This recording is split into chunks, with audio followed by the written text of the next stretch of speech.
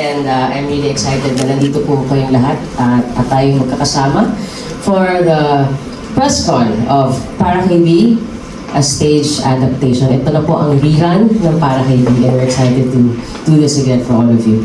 This production is proudly brought to you by Firelight Live and LA Prod House in partnership with Tunog at Liwanag sa Teatro. Sponsored by Fully Booked and Breville at ang ating official makeup sponsor, GRWM. And we'd also like to thank our lead media partners, Manila Standard, Manila Bulletin, Lifestyle Plus PH, and our media partners, Sinigang PH, Theater Fans Manila, and HelloMNL.com. And sino po ba dito nakabasa na po ng libro ni Sir Ricky Lee? Meron po ba nakabasa na ng book? Yes. Yun. For those of you po na hindi pa nababasa, maybe new to the story, Para Kay B is based on the best-selling novel by the one and only Ricky Lee, exploring 5 intertwined love stories with one unsettling theory. Ako gusto kong malaman kung naniniwala kayo sa teorya nito. Na isa lang sa bawat 5 tao sa mundo ang magkakaroon ng happy ending. Sino dito sa inyo ang naniniwala sa teoryang yan? Parang mukhang lahat kayo ay very optimistic about love. That's very good. So, ang previous run po namin, it really captivated the audiences. And now, nagbabalik po ang Para Kay B with new elements, fresh energy, and some exciting new faces in the cast. So, you guys ready to meet our cast? Yes. Yes? Yes. Mas kaya pa natin ng konting energy bagong kain lang tayo lahat. Kaya pa ba? Yes. Excited na kayo? Yes. Alright, let's meet our incredible cast for this rerun. We have Drew Espelosilla as Lupe, Aldo Vencilao as Pio, Ruben, and Charlie. Hey, please, say hi to everyone first. Alright, we have Jay Gonzaga as Briggs, and alternating with Jay are Esteban Mara as Jordan and Briggs. Woo! Okay. And of course, Vincent Pahara playing the same role. Jordan and Briggs also. We also have Air Pass as Mrs. Bailon, Brenda, and Belon. Yay. And we have Divine Alcina alternating with Air as Mrs. Bailon, Brenda, and Belen. And of course, fresh from Delia D, we have Fee Palmos.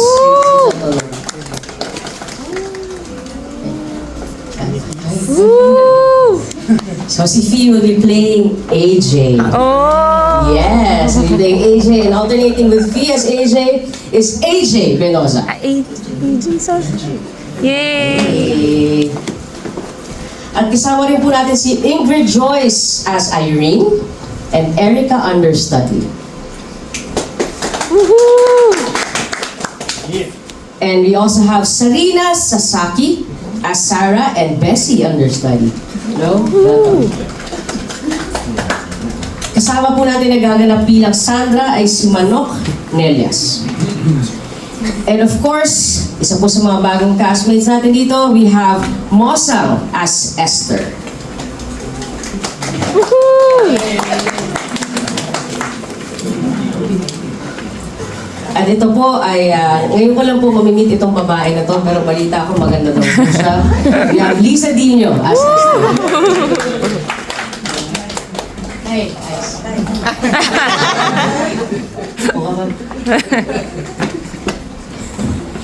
To play Sandra, we have Sarah Garcia. Woohoo! Parang hindi ako makatotohanan ng ganyang katawan. Tigilan mo ako, Sarah. And to play the perky role of Erica, we have Via Antonio. In pink, ladies and gentlemen. In pink. Ay, hindi rin totoo na ganyan. It's very unrealistic. Okay, and to play Irene, we have Martha Comia. Woohoo! At palakpakan naman po natin ang gaganap na Bessie Ava Santos. Woohoo!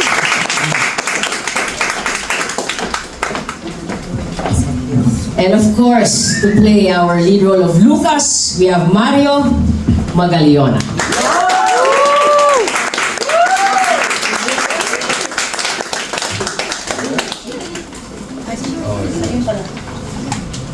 Sa pagkakataon naman po na ito, syempre, na-media na po ang ating mga cast members. Ngayon naman po ay kilalanin natin ang mga creatives na bumuo po nitong palabas na ito.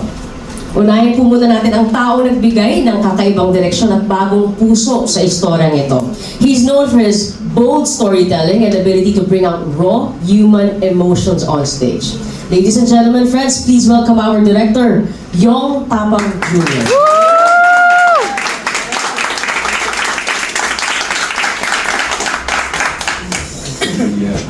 At ngayon naman po, kasama po natin ang playwright na talagang feeling ko ay na-challenge din na i-bring to life itong napaka-espesyal na kwento na ito. A 3-time first prize winner of the Carlos Palanca Memorial Awards. Let's all welcome LJ Castro Deldo.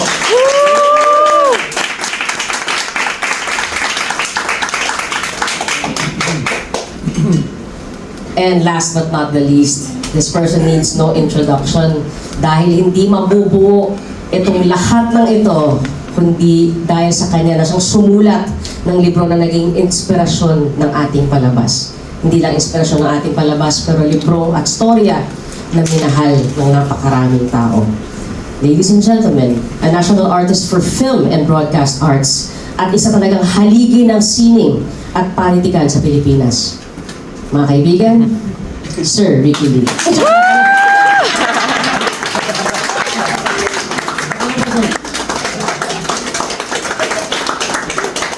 Nagulat naman ako, nandiyan ka na para sa likod ko. Ayaw pumasok mag-isa. So alam ko po, lahat tayo ay gusto na silang tanungin, pero bago po yan, nag-prepare po ang ating cast ng isang sneak peek performance. Kaya ito po, para bigyan kayo ng espesyal na patikim bago magsimula ang tanungan. They've prepared something very special for all of you. Friends, here's an exclusive sneak peek performance from Para Kay B, featuring Mosang as Esther, Sara Garcia as Sandra, Villa Antonio as Erica, Martha Comia as Irene, Ava Santos as Bessie, and Mario Magaliona as Lucas. Palakpakan po natin.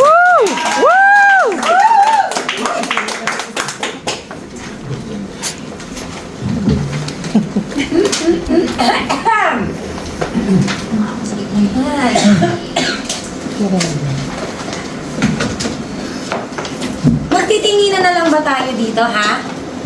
3.5 minutes na kaming nag-iintay dito. Ano bang gusto nyo?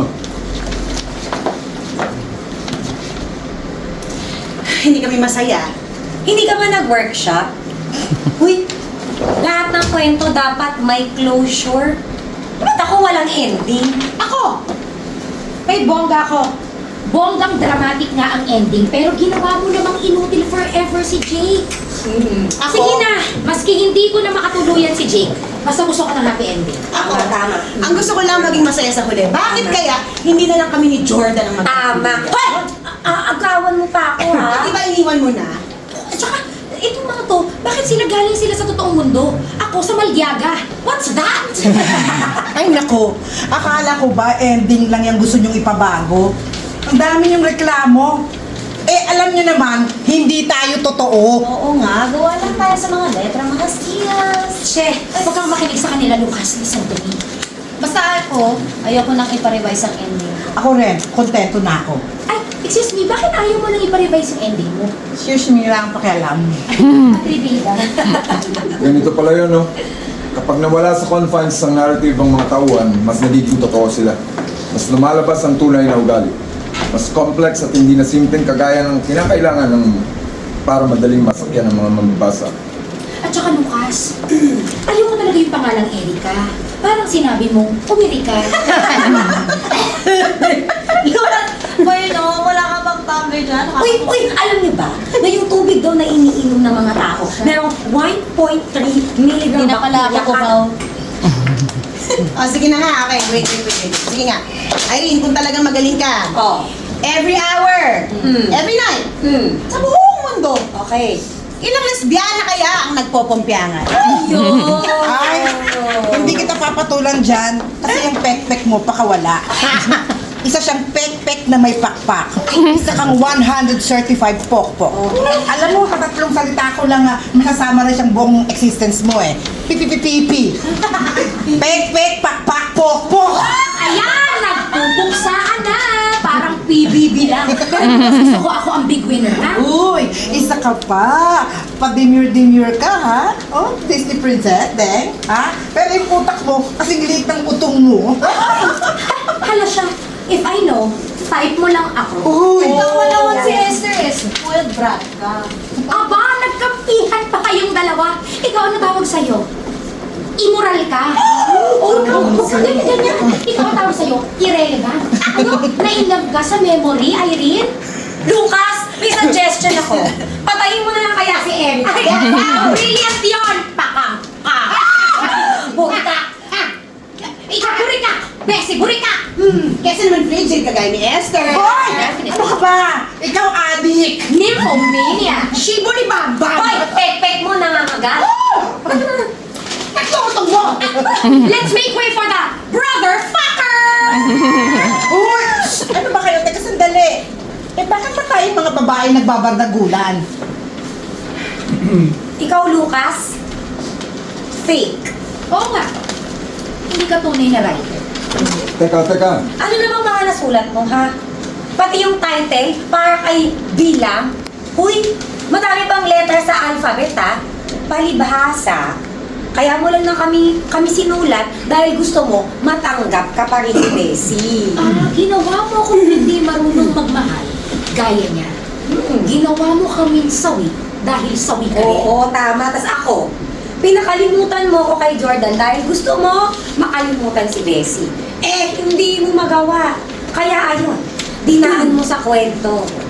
5 love stories, 173 pages, 36,646 words. Kasi nga, writer siya naman, guys. At saka pinagsasabong-sabong niya tayo para isa lang ang maging maligaya. Ito kasing si Bessie. Oh? Lahat ulit tayo dito nagsasuffer. Talagang pati initial ng pangalan namin at ng iba pang mga babaeng characters galing sa initial ng pangalan mo. Pabida. Hindi ako yun. Tauhan lang din ako. Pero may isa akong gusto sabihin sa'yo, Lu, kasi noon pa. How dare you imply na nirape ako ng tatay ko?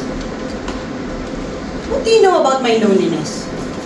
Hindi lahat ng babaeng sexually aggressive naging biktima. Basta ako. Nagpapasalamat ako kay Lucas. Thank you. Binigyan mo ng buhay ako. Ang mga anak ko. At si Sarah. Manang si Bo, pwede mo magaling ka mapil? Oo ba? Ang dapat mo gawin, fight for your lesbian rights. Yes! Hindi ako lesbian! Hoy! Babaeng kompyangera ng kapwa babae pero hindi raw lesbiana. Alam mo bang ipokrita ka? Irene, hindi siya hipokrita. Karapatan niya kung anong gusto niyang itawag sa sarili. Sandali. Aminin ko, hindi ko talaga alam kung paano babaguhin ang ending nyo. Kasi nga, fake ka. At kasi nga, lalaki ka. Paano mo malalaman ang nararamdaman namin mga babae? Tama. Lalaki kasi, dalawa-dalawa yung ulo, pero walang laman yung utak. At ang ginagamit sa pag-iisip ay yung ulo sa baba. Alam ko na! Ano? Tayo mga babae na lang ang gumawa ng ending natin. Isusulat lang natin. Ayan. Okay na. Ito. Hindi naman revised ending to. Eh, hindi kami magkasundo eh. Tsaka di naman kami yung writer, di ba? Ikaw. O yan na to. A demand letter for Lucas from his lead characters. Kami, ang mga pangunahing tauhan ng nobela ni Lucas. Ay narito ngayon upang ipahayag na kami ay mayroong puso at damdamin din. At may may mga karapatan din kami kagaya ng totoong tao. Lucas has been too self-centered in creating us. Nanaig ang lungkot niya kay Bessie. He did not allow us to breathe. He imposed on us his theory of love.